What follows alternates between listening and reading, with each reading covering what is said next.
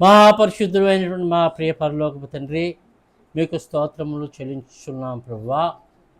ఇదిగో ఈ రోజున ప్రభువా, అభిషేక ఆరాధన ఫలములను, వాగ్దానములను, వరములను మాకు అనుగ్రహింపచేయుటకై ప్రభువా, విశ్రాంతి దినమును మాకు నియమించి ఉంటిరి ప్రభువా. ఈ విశ్రాంతి దినములో ఎందరైతే పాల్గొంటారో, ఎందరైతే కనుక హాజరవుతారో, ఎందరైతే ప్రభువా నీ మందిరములలో ప్రభువా ఏకీభవిస్తారో, వారిని అందరినీ కూడా ప్రభువా బహుగా ఆశీర్వదించి, పాలు తేనెలు ప్రవహించేటువంటి కనాను దేశం వల్లే వారి కుటుంబములను ఆశీర్వదించున్నారు ప్రభువా. అటు కృపను మాకును అనుగ్రహింపజేసినటువంటి తండ్రి, మీకు స్తోత్రములు ప్రభువా. ఇదిగో నేటి విశ్రాంతి దినం యొక్క ఆరాధనంతటిని కూడా మీరు దీవించి ఉన్నారు ప్రభువా. మాతో మాట్లాడి ఉన్నారు ప్రభువా. పాటల ద్వారా, ఆరాధన ద్వారా, పాప క్షమాపణ ద్వారా ప్రభువా మమ్ములను అభిషేకించి ఉన్నారు తండ్రి, మీకు స్తోత్రములు. ఇదిగో ఈ రోజున ప్రభువా మీ యొక్క హస్త ఆశీర్వాదములను మా యొక్క తలల మీద నుంచి ప్రభువా మమ్మలను ఆశీర్వదించి అభిషేకించి, ఇదిగో వాక్యములో ఉన్నటువంటి మర్మములన్నింటినీ కూడా ప్రభువా మీరు మాకు అనుగ్రహింపచేసి, లేడి పిల్లల వలె గంతులు వేసేటువంటి ఆరోగ్యమును దయచేయమని, మీరాకడకు ఆయత్తపరచమని, వాక్యమునంతటినీ కూడా ప్రభువా దీవించి ఆశీర్వదించి, సాతాను ఆటంకములన్నింటినీ కూడా దూరపరిచి మహిమతో నింపి మమ్మలను ముందుకు నడిపింపజేయమని, జయముతో విజయంతో ముందుకు నడిపింపజేయమని, త్వరలో మేఘారుడై మధ్యాకాశము రానియున్న నజరేయుడును యోధాగోత్ర సింహమును అయినటువంటి యేసుక్రీస్తు ప్రభువారి దివ్యనామములో వేడుకొంచున్నాం తండ్రి గారు, ఆమేన్. ఇర్మియా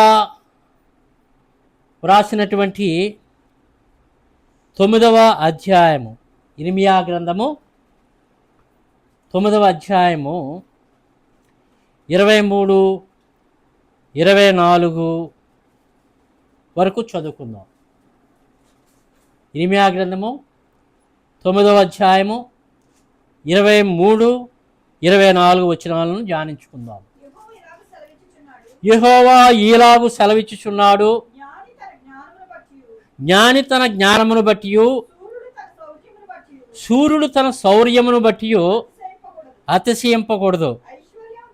ఐశ్వర్యవంతుడు తన ఐశ్వర్యమును బట్టి అతిశయింపకూడదు.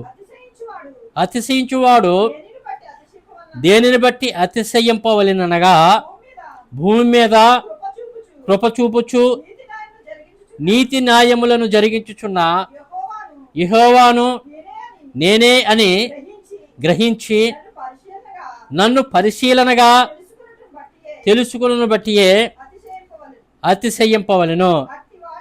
అట్టి వాటిలో నేను ఆనందించువాడినని యెహోవా సెలవిచ్చుచున్నాడు. దేవునికి స్తోత్రము. హల్లెలూయా, హల్లెలూయా. దేవుడు ఇర్మియా ప్రవక్త ద్వారా పలికించుచున్నటువంటి వర్తమానము, చెప్పుచున్నటువంటి ప్రవచనము దేశ ప్రజలందరికీ కూడా ఇర్మియా ద్వారా దేవుడే స్వయంగా చెబుతున్నటువంటి వర్తమానం ఏమనగా, అతిశయమును గురించి దేవుడు ఈ యొక్క ప్రవచనాలలో తెలియజేస్తున్నాడు. అతిశయం అనగా ఏం చెప్పండి? అతిశయం అనగా గర్వము, ఈగో, గొప్పగా గ్రహించుకొనుట, గొప్పగా ఉండుట, నేనే గొప్ప, నన్ను మించినటువంటి వారు ఎవరునూ ఈ భూమి మీద లేరు అనేటువంటి తలంపులను, అనేటువంటి ఆలోచనలను కలిగి ఉండుటే అతిశయమై ఉన్నది.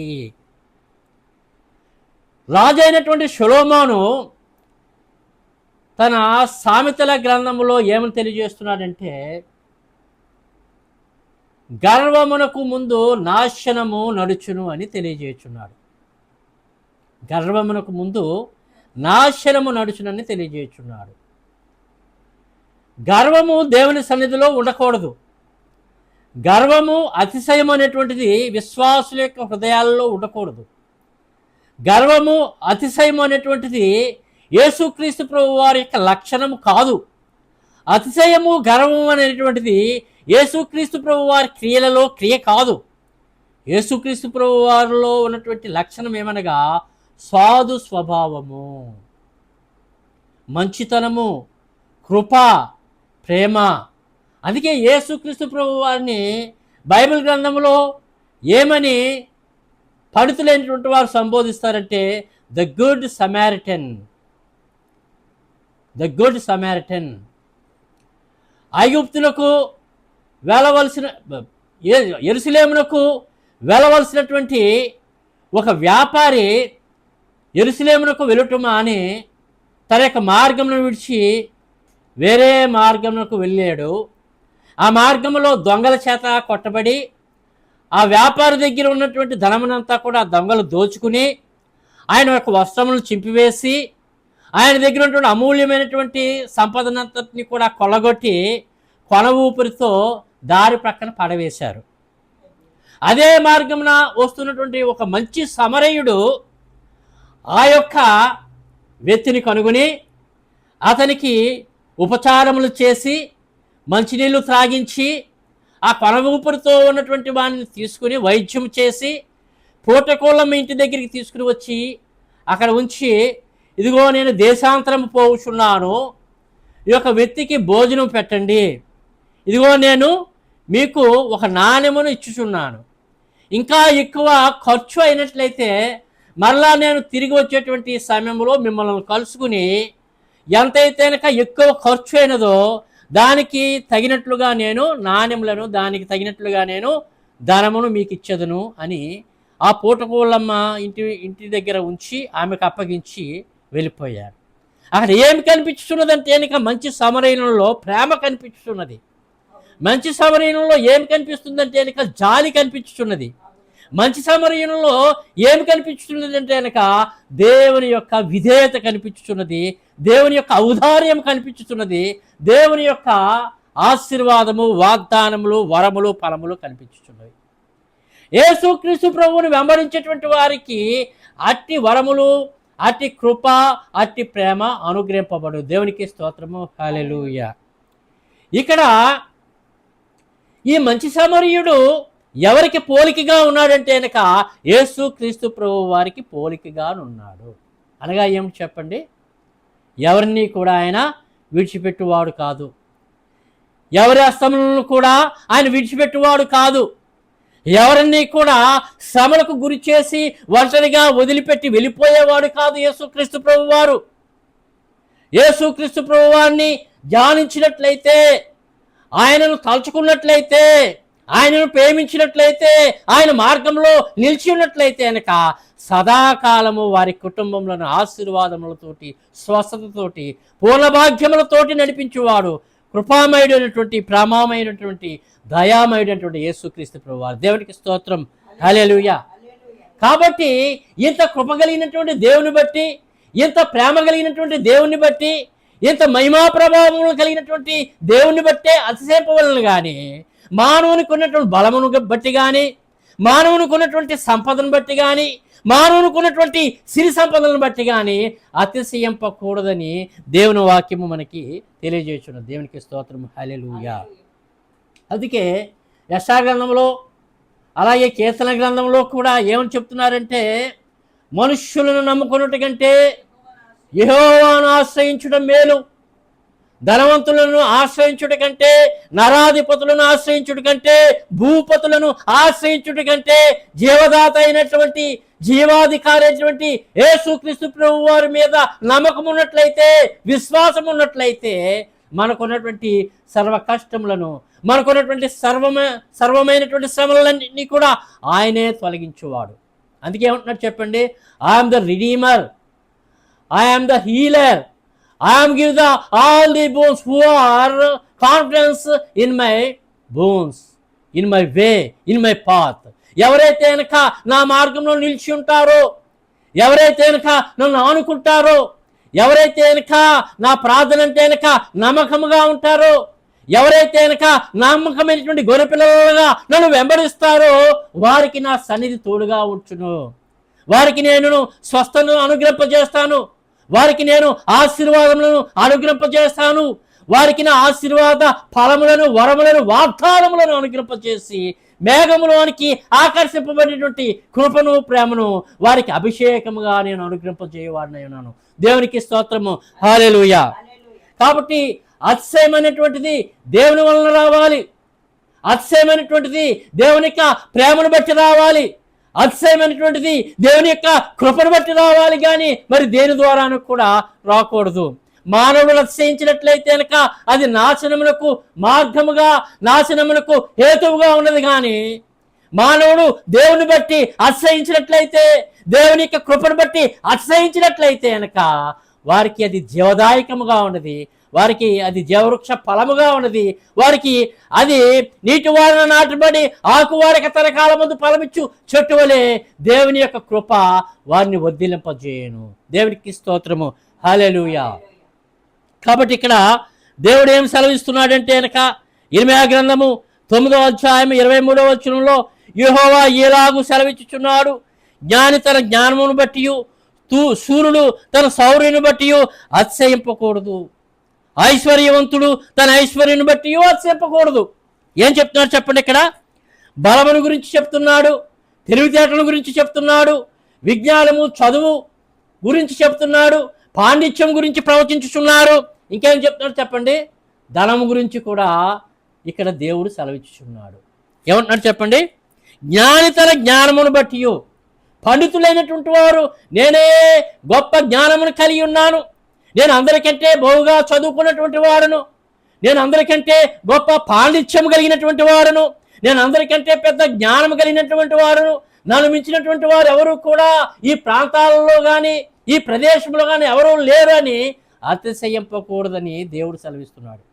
దైవజనుడు దేవదాసయ్య గారు ఏం చెప్తున్నారంటే, నిన్ను నమ్ముకున్నట్టు కంటే దేవుని నమ్ముకుని నీవు చదువుకున్న ఎడలా జ్ఞానమును నీవు సంపాదించవలనన్నా, నీ చదువులో నీవు గొప్పగా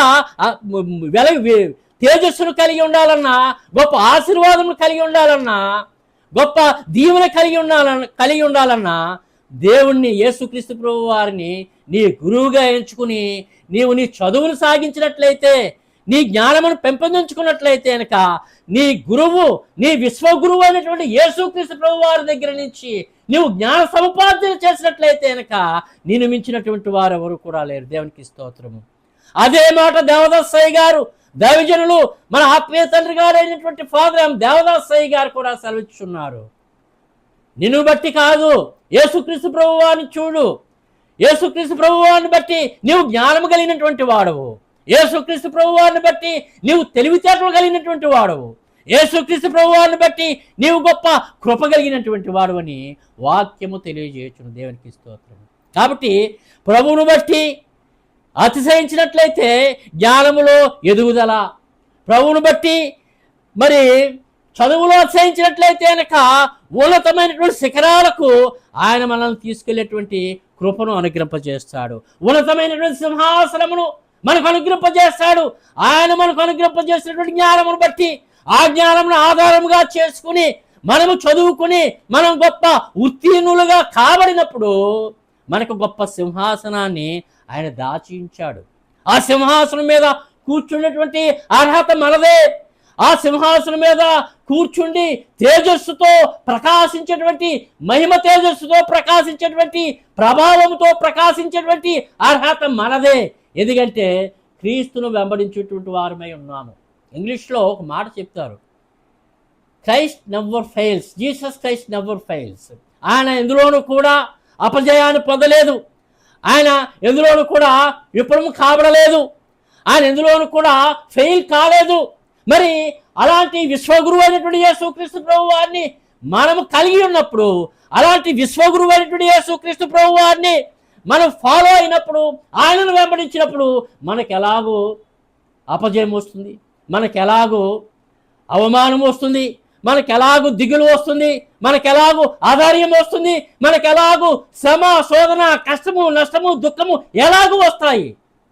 యేసుక్రీస్తు ప్రభు వారిలో నిలబడి ఉన్నాము కాబట్టి, విశ్వగురువు అయినటువంటి యేసుక్రీస్తు ప్రభు వారి యొక్క తేజస్సులో నిలబడి ఉన్నాము కాబట్టి ఆయన యొక్క క్రాంతి, ఆయన యొక్క శాంతి, ఆయన యొక్క ప్రేమ, ఆయన యొక్క ప్రభావము, ఆయన యొక్క మహిమ, ఆయన యొక్క పెళ్లి కుమార్తె వస్త్రములు, ఆయన యొక్క రాజదళము, ఆయన యొక్క సింహాసనము మనకు ఆయన అనుగ్రహింపజేయవాడే ఉన్నాడు. దేవునికి స్తోత్రము. మరి ఒక మాట ఇక్కడ ఏమని సెలవిచ్చుచున్నారనగా, సూర్యుడు తన శౌర్యమును బట్టి అతిశయింపకూడదు.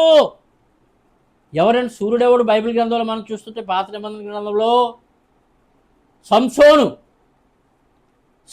సూర్యుడు బలమైనటువంటి వాడు. ఆ బలము దేనిలో చెప్పని తన యొక్క తల వెంట్రుకల్లో ఉన్నది. ఆ యొక్క రహస్యాన్ని ఎవరికి కూడా బయలుపరచకూడదు. ఆ యొక్క రహస్యాన్ని ఎవరికి కూడా చెప్పకూడదు. కానీ ఎవరికి చెప్పాడు చెప్పండి? ఒక వేశ్య మాయలో పడిపోయి, మత్తులో పడిపోయి ఆవిడికి చెప్పాడు. ఆమె ఏం చేసింది చెప్పండి? శత్రువులైనటువంటి వారికి చెప్పి ఆ యొక్క సంసోనును శత్రువులైనటువంటి వారికి అప్పగించింది. కాబట్టి శౌర్యం కలిగినటువంటి వాడు అతిశయింపకూడదు. ఇక్కడ సంసోను అతిశయించాడు. ఏమని అతిశయించాడు చెప్పండి? నేను శూరుడును, నా శత్రువులైనటువంటి వారిని నేను వధించేటువంటి శక్తిని నాకు అనుగ్రహింపజేశాడు దేవుడు. కాబట్టి నా ముందర ఎలాంటి శత్రువు కూడా నా మీద దాడి చేయలేడు అనేటువంటి జ్ఞానంతో ఉన్నాడు, అనేటువంటి తలంపుతో ఉన్నాడు, అనేటువంటి ఆలోచనతో ఉన్నాడు. ఎంత బలమున్నా, ఎంత శక్తి ఉన్నా, ఎంత శౌర్యము ఉన్నా మన జీవితాల్లో, మానవ జీవితాల్లో యేసుక్రీస్తు ప్రభు వారు లేకపోయినట్లయితే కనుక ఆ బలమంతా కూడా సున్నా, ఆ యొక్క శౌర్యమంతా కూడా సున్నా, ఆ యొక్క వీరత్వము శూరత్వము అంతా కూడా ఎందుకు పనికిరానటువంటిదై ఉన్నది. గోడకు కొట్టినటువంటి సున్నము వలె అది కనిపించుచున్నది, వ్యర్థముగా కనిపించుచున్నది. మనకి ఎంత శౌర్యము ఉన్నా, మన దేహాల్లో ఎంత బలము ఉన్నా, దేవుని జ్ఞానములో ఉన్నట్లయితే ప్రభువా ఈ బలాన్ని నాకు అనుగ్రహింపజేశావు, ఈ బలాన్ని నేను సరిగా వాడుకొనుటకు ప్రభువా, ఈ బలాన్ని నీకు మహిమగా ఉపయోగపడుటకు ప్రభువా, ఈ యొక్క బలాన్ని, ఈ యొక్క అతిశయాన్ని, ఈ యొక్క శూరత్వాన్ని నీకు కీర్తి కలిగినట్లుగా, మహిమ కలిగినట్లుగా నీవు వాడుకోము ప్రభువా. నా శత్రువుల నుంచి నన్ను కాపాడు ప్రభువా, నన్ను రక్షించు ప్రభువా, మార్గము చూపించమని సంసోను ప్రార్థన చేసినట్లయితే కనుక శత్రువుల చరించి బహుశా ఆయన విడిపించునేమో. కాబట్టి సూర్యుడైనటువంటి సంసోను అతిశయించాడు, శత్రువుల చేతికి అప్పగింపబడినాడు. దైవజనుడు దేవదాసయ్య గారు విశ్వాస వీరులు, ప్రార్థనాపరులు, ఆయన స్వస్థత వరం కలిగినటువంటి వారు. దైవజనుడు స్వస్థత వరాన్ని బట్టి అతిశయింపలేదు, స్వస్థత ప్రార్థనను బట్టి అతిశయింపలేదు, స్వస్థత ప్రభావాన్ని బట్టి, మహిమను బట్టి ఆయన అతిశయింపలేదు. గుంటూరు కాకానిలో దైవజనుడు దేవదాసయ్య గారు ఒకరోజు ప్రార్థన చేయుచుండగా ఆయన ధరించినటువంటి వస్త్రములు మాసిపోయినవని ఆ వస్త్రములు తీసి ఒక పక్కన పెట్టారు. ఒక పక్కన పెడితే కనుక ఒక కుష్టి వ్యాధి కలిగినటువంటి వారు ఆ యొక్క వస్త్రములు ముట్టుకోగానే ఆయనకు స్వస్థత వచ్చేసింది. దేవునికి స్తోత్రం, హల్లెలూయా.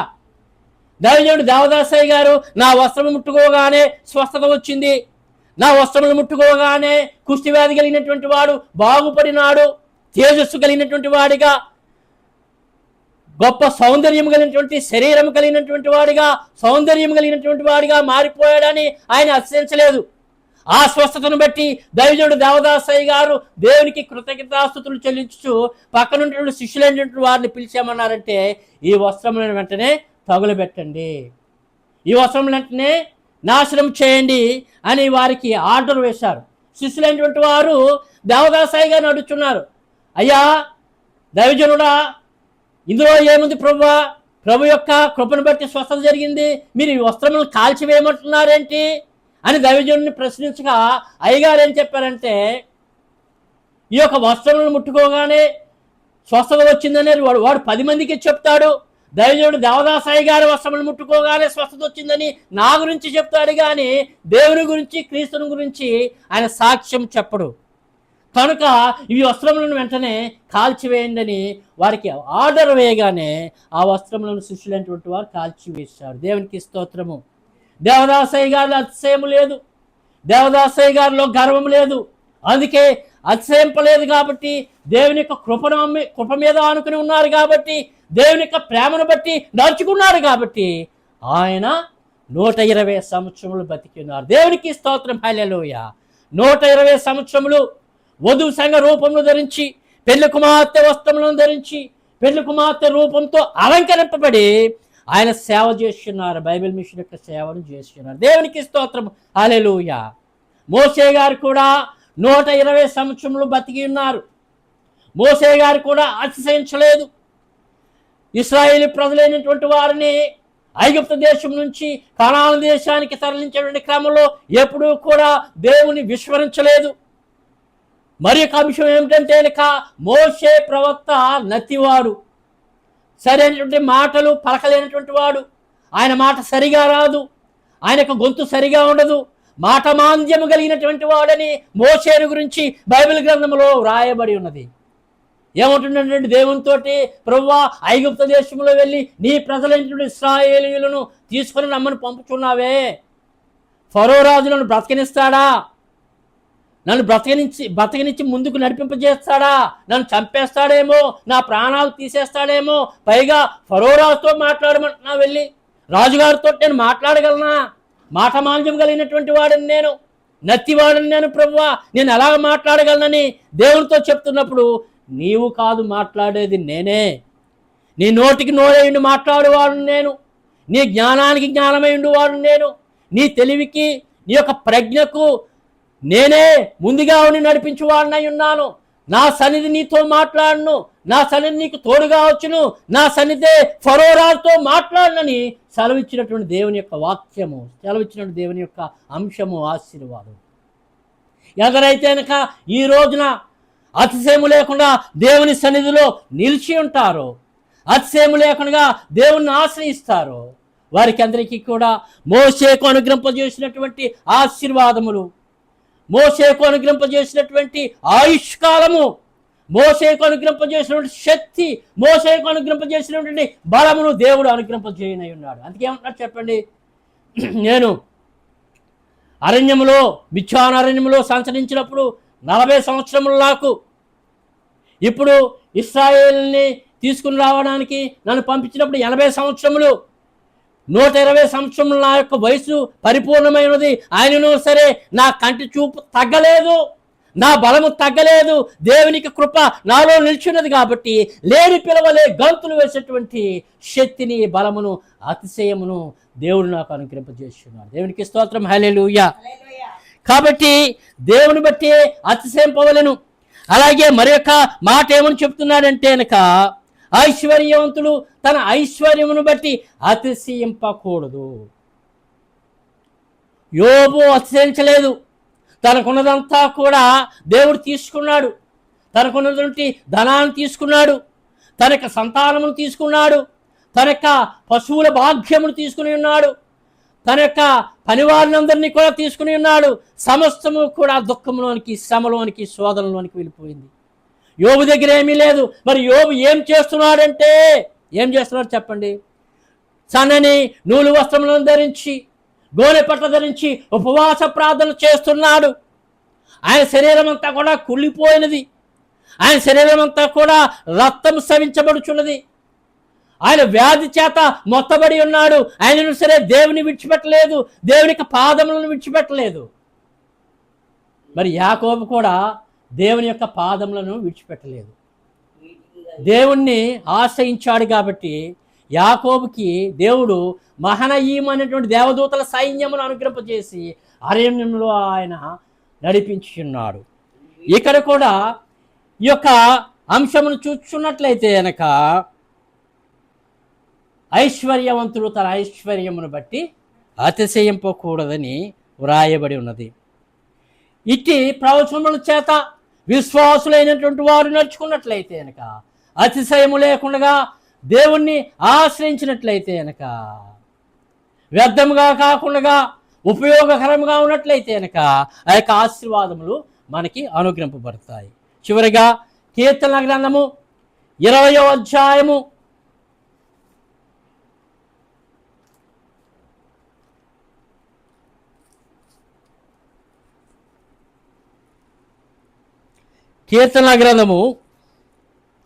20వ అధ్యాయము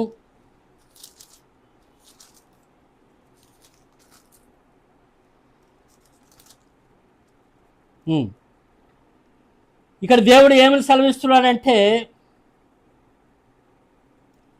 కీర్తన గ్రంథం 20వ అధ్యాయం 7వ వచనం, కొందరు రథములను బట్టి కొందరు గుర్రములను బట్టి అతిశయపడుదురు, మనమైతే మన దేవుడైన యెహోవా నామమును బట్టి అతిశయపడుదుము. వారు కృంగి నేల మీద పడి ఉన్నారు, మనము లేచి చక్కగా నిలుచుచున్నాము. యెహోవా రక్షించుము, మేము మొరపెట్టినప్పుడు రాజు మాకు ఉత్తరం ఇచ్చునుగాక. దేవునికి స్తోత్రము. హల్లెలూయా, హల్లెలూయా. ఇక్కడ ఏమని రాయబడింది చెప్పండి?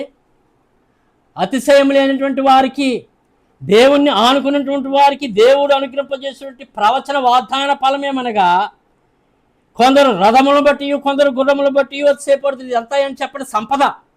సంపదను బట్టి ఐశ్వర్యవంతులు అతిశయపడతారేమో. మరి అతిశయపడేటువంటి వారికి ఏమి లేదు చెప్పండి? దేవుని యొక్క ఆశీర్వాదం లేదు.